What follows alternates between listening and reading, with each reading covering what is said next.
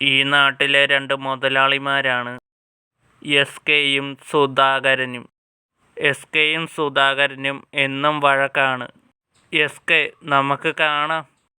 സുധാകരൻ, എടീ, അവൻ്റെ ഭാര്യയേക്കാൾ മുമ്പ് എൻ്റെ ഭാര്യ ഗർഭിണിയാകുമെന്ന് ഞാനവനെ വെല്ലുവിളിച്ചു.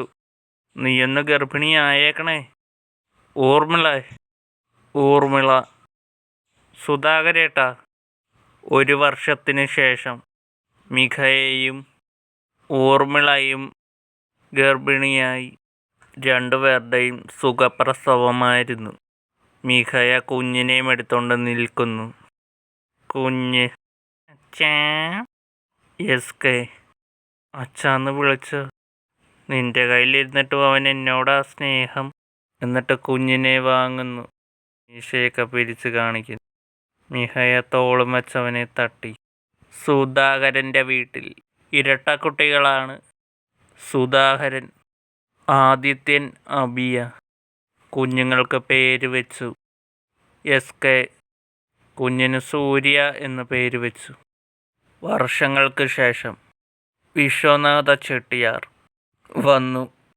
ഇത് പണ്ട് ഞാൻ കൈയടക്കി വെച്ച ഭൂമിയാ. ഇപ്പോഴും ഇതെൻ്റെ പേരിലാ.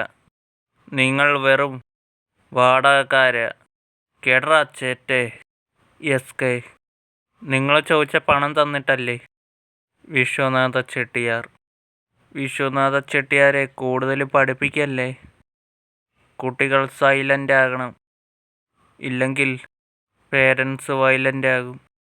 മര്യാദയ്ക്ക് ഒഴിഞ്ഞു പൊക്കോണം, ഇല്ലെങ്കിൽ ഒരിക്കൽ കൂടി കാണേണ്ടി വരും. അതത്ര ചേർച്ചയുള്ള കാണലായിരിക്കില്ല. See you tomorrow. പോകുന്നു. മുന്നിൽ ഒരു ബൈക്ക് നിർത്തിയിട്ടിരിക്കുന്നു. വിശ്വനാഥ ചെട്ടിയാർ. ആരാ? ആദിത്യൻ. ഞാൻ സുധാകരൻ്റെ മകൻ. ആദിത്യൻ. ഇഷ്ടമുള്ളവരാദിന്ന് വിളിക്കും. വിശ്വനാഥ ചെട്ടിയാർ. എടാ, 4 മിനിറ്റിനുള്ളിൽ ഇവിടം വിട്ട് പൊക്കോണം. മനസ്സിലായോ? ആദിത്യൻ. ഞാൻ തനിക്ക് 1 മിനിറ്റേ തരുന്നുള്ളൂ. ഈ ജില്ല വിട്ടു പോകാൻ. സ്ക്രാച്ച് ചെയ്ത് കളയും.